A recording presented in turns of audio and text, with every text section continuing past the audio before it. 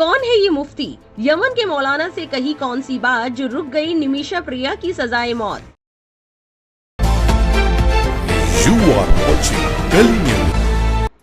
जो किसी ने नहीं किया वो अब्दुल ने कर दिखाया। ये बात सोशल मीडिया पर इस वक्त सुर्खियों में बनी हुई है। जो लोग अब्दुल के नाम पर मुसलमानों को निशाना बनाते हैं, उन्हें टारगेट करते हैं, उनके लिए खबर जोर का तमाचा साबित होती दिख रही है। जैसा कि आप कुछ दिनों से खबरों में देख सुन रहे होंगे कि भारत के केरल की एक नर्स को यमन में फांसी देने की कवायद शुरू हो गई थी। निमिषा प्रिया केरल की रहने वाली एक नर्स हैं, जो 2008 में नौकरी के लिए यमन गई थी। 2017 में उन्होंने कथित तौर पर अपने यमनी business partner Talal Abdo Mahdi की हत्या कर दी थी। दावा है कि वो उनसे लगातार प्रताड़ित हो रही थी और उनके ट्रैवल डॉक्यूमेंट जब्त कर लिए गए थे। वो उन्हें बेहोश करके दस्तावेज वापस लेने की कोशिश कर रही थी, लेकिन ड्रग ओवरडोज से मौत हो गई। इसी जुर्म में उन्हें फांसी होने की खबरें सामने आई थी। यमन में मौत की सजा पाई केरल निवासी नर्स निमिषा प्रिया की सजा टल गई है। 38 वर्षीय निमिषा को बचाने जिस शख्स की भूमिका सबसे अहम मानी जा रही थी, वो है 94 वर्षीय इस्लामिक स्कॉलर शेख अबू बकर मुस्लियार। उनके नाम के साथ ग्रैंड मुफ्ती ऑफ इंडिया का ओहदा भी जुड़ा है। ये ओहदा भले ही आधिकारिक ना हो, लेकिन मुस्लिमों और खासकर केरल के मुस्लिमों में उन्हें ये दर्जा सम्मान पूर्वक प्राप्त है। अपने इस ओहदे के ही चलते उन्होंने यमन के हुती नियंत्रित इलाके में ऐसे दरवाजे खोले जो कूटनीतिक रूप से भारत के लिए मुश्किल थे। मुस्लियार भारत के दक्षिण भारत में सुन्नी मुस्लिम समुदाय के सबसे प्रभावशाली धार्मिक नेता हैं।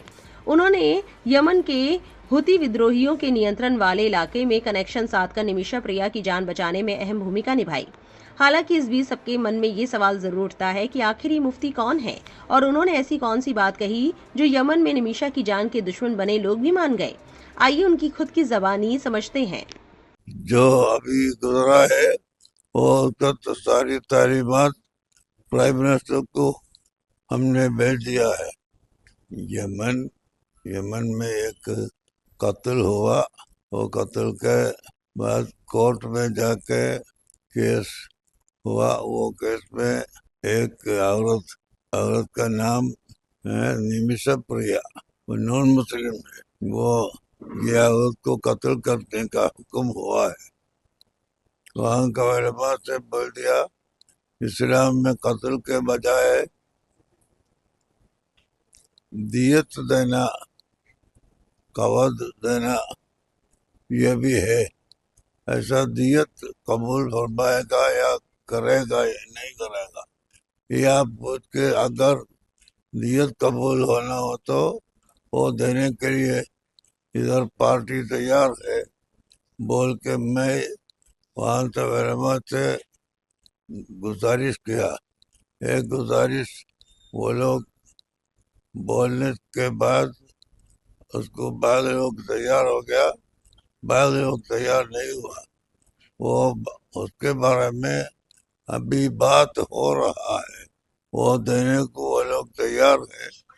वो दिए तो कत्ल से छोड़ देगा, ऐसा काजी का हुक्म है। अभी उसके लिए अभी बात कर रहे हैं। खानदान से सब इसको कबूल किए तो कत्ल छोड़ देगा, अगर कबूल नहीं किए तो नहीं छोड़ेगा। अभी यहाँ तक पहुँच गया। कल कत्ल का दिन मुकर्रर किया था।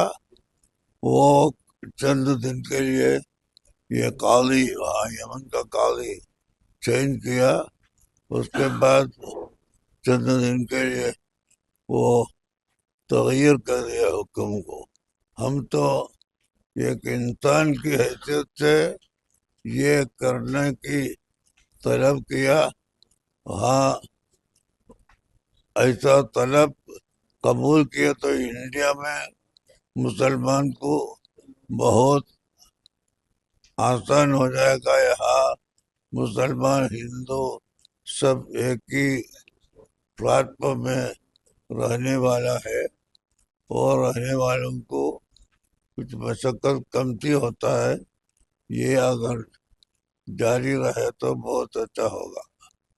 दूसरा कुछ गौरतलब है कि मुफ्ती कंथापुरम मुस्लियार का पूरा नाम शेख अबू बकर अहमद है।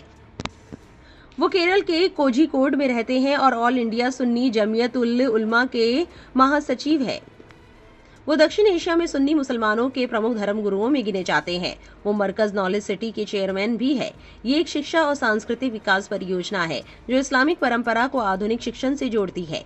एक प्रेस मीट में ग्रैंड मुफ्ती ने यह भी बताया था कि इस्लाम में एक अलग कानून है। अगर हत्यारे को मौत की सजा दी जाती है तो पीड़ित के परिवार को माफ करने का अधिकार है।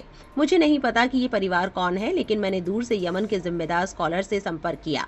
मैंने उन्हें मुद्दों को समझाया। इस्लाम एक ऐसा धर्म है जो मानवता को बहुत महत्व देता है। मेरे अनुरोध के बाद कि वो हस्तक्षेप करे और कार्रवाई करे, विद्वानों ने बैठक की, चर्चा की और कहा कि वो जो कर सकते हैं करेंगे। उन्होंने हमें आधिकारिक तौर पर सूचित किया और एक दस्तावेज भेजा जिसमें कहा गया है कि फांसी की तारीख टाल दी गई है, जिससे चल रही चर्चाओं में मदद मिलेगी। मैंने केंद्र सरकार को भी चर्चाओं और प्रक्रिया के बारे में सूचित किया है। मैंने प्रधानमंत्री कार्यालय को भी एक पत्र भेजा है। हम सार्वजनिक मुद्दों में धर्म या जाति नहीं देखते, आप सभी ये जानते हैं। आपकी इस पूरे मामले पर क्या राय है, कमेंट में जरूर लिखें और ऐसी और वायरल खबरों के लिए गली न्यूज को सब्सक्राइब करना ना भूलें।